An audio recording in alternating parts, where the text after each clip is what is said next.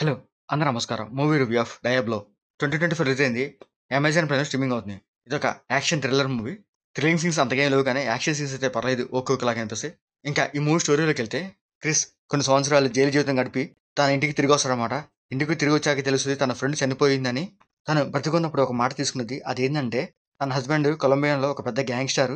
నా హస్బెండ్ నుంచి నాకేమైనా జరిగితే, నా కూతురిని కాపాడు తన దగ్గర నుంచి అని ఒక మాట తీసుకునిద్ది.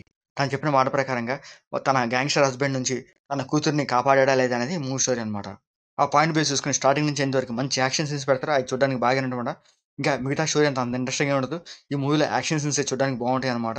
ఇంకా ఈ మూవీలో ప్లస్ ఏందంటే స్టోరీ బావుంటది. దాని తగ్గట్టు స్క్రీన్ ప్లే కూడా పర్లేదు ఓకేలాగా అనిపిస్తాయి. దాంతో పాటు యాక్షన్ సీన్స్ బావుంటాయి.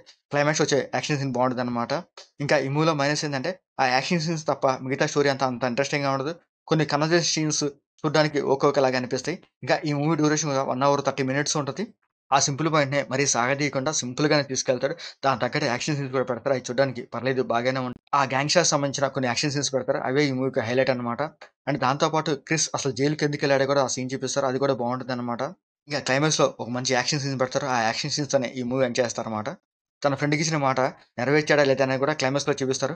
ఇంకా ఈ మూవీలో క్రిస్‌గా స్కాట్ ఎట్కిన్స్ చేశాడు. తన క్యారెక్టర్ బావుంటది. ఆ క్యారెక్టర్ తగ్గట్టే తన యాక్టింగ్ పర్ఫార్మెన్స్ కూడా బాగానే ఉంటదనమాట. ఈ మూవీలో మ్యూజిక్ కూడా బావుంటది. యాక్షన్ సీన్స్ దగ్గరొచ్చే కొంచెం బీజీఎం బాగుంటది. దాంతో పాటు ఈ మూవీ టెక్నికల్ కాస్త పర్లేదు.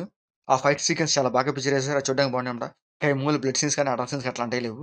ఇంకా ఈ మూవీ ఓవరాల్‌గా అయితే పర్లేదు. ఒకసారి చూడొచ్చు. అక్కడక్కడ వచ్చే యాక్షన్స్ చూడడానికి అయితే పర్లేదు. బాగానే ఉంటాయనమాట. ఇంకా ఈ మూవీ అమెజాన్ ప్రైమ్ స్ట్రీమింగ్ అవుతుంది. మీకు నచ్చితే చూడండి. లేకపోతే లీవ్ ఇట్. మీకు మా వీడియోస్ నచ్చితే లైక్ చేయండి, షేర్ చేయండి, సబ్స్క్రైబ్ చేసుకోండి. Thank you for watching.